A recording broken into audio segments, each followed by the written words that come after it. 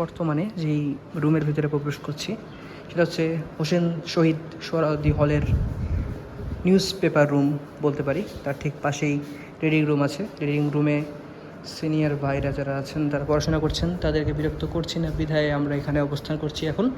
আর ঠিকই যে লাইট দেখতে পাচ্ছেন পরের যে রুমটা, ওটাই কিন্তু রিডিং রুম। ওখানে গিয়ে তাদেরকে বিরক্ত করছি না।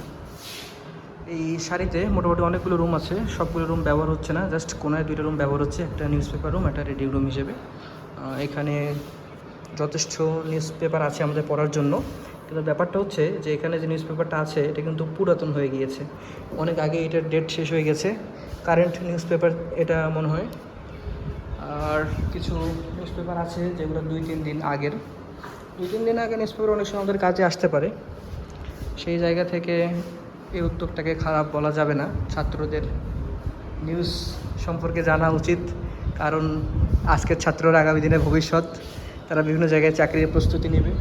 সেই জায়গা থেকে আমাদের দেশের ইতিহাস, সংস্কৃতি, বর্তমান চলতি ঘটনাগুলো সম্পর্কে আমাদের জানা উচিত। তাই আমাদেরকে বেশি বেশি নিউজ পড়তে হবে। আর আজকে এ পর্যন্তই, বিদায় নিচ্ছি হোসেন শহীদ সোহরাওয়ার্দী হলের নিউজ পেপার রুম থেকে। আসসালামু আলাইকুম।